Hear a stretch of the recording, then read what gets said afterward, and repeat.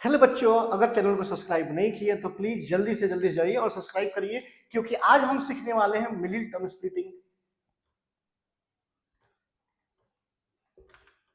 Middle term splitting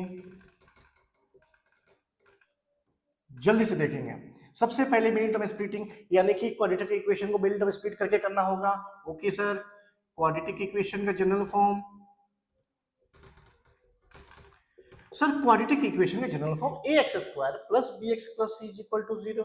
okay, अब इसी पे बेस क्वेश्चंस करेंगे। जैसे मान लीजिए हमारे पास एग्जांपल में x square plus 9x plus 18 is equal to 0। Clear? अब देखिए, बेसिकली हमें क्या करना होगा, हमें सॉल्व करना है। इसको क्या करना है? सॉल्व करना है। लेकिन कौन सी टर्म से, कौन से मेथड से? मिडिल टर्म स्प्लिटिंग मेथड से। तो हम कैसे करेंगे बच्चों? सबसे पहले ध्यान दीजिए, ये जो प्रोडक्ट है ना हमारे पास, अल्फा प्लस बीटा कितना होना चाहिए? 9। अल्फा प्लस बीटा कितना होना चाहिए? 9। मतलब ये जो सब देख रहे हैं ना 9। अच्छा, 18 यानी कि अल्फा बीटा कितना होना चाहिए? 18। बोलोगे सर अल्फा बीटा क्या है? क्लास में जाइए तो क्या अल्फा बीटा समझ में आएगा क्या होता है। ओके, हमें इतना, ये प्रोडक्ट इतना होना चाहिए। मिडिल टर्म स्प्लिट करने के लिए क्या करना पड़ेगा? a और c का मल्टीप्लाई। यहाँ पे 1 है, एक्स स्क्वायर का कोफिशिएंट 1 है, तो क्या हो जाएगा बच्चों?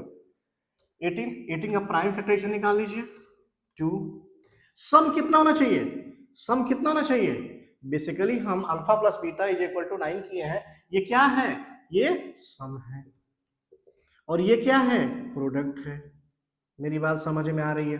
ओके, तो 2 9 3 3 यहाँ पे सम करेंगे, यानी कि 3 2 6, 6 और 3 9 हो गया सर। एक्स स्क्वायर प्लस, यहाँ पे लिखेंगे 6x plus 3x plus 18 is equal to 0।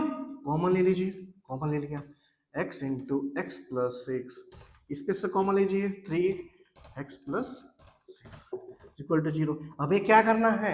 हमें x की वैल्यू फाइंड करना है, x की वैल्यू। तो हम क्या करेंगे? 1 times common, x plus 6 is equal to 0 और x plus 3 is equal to 0। So x is equal to -6 और x इज इक्वल टू -3। मेरी बात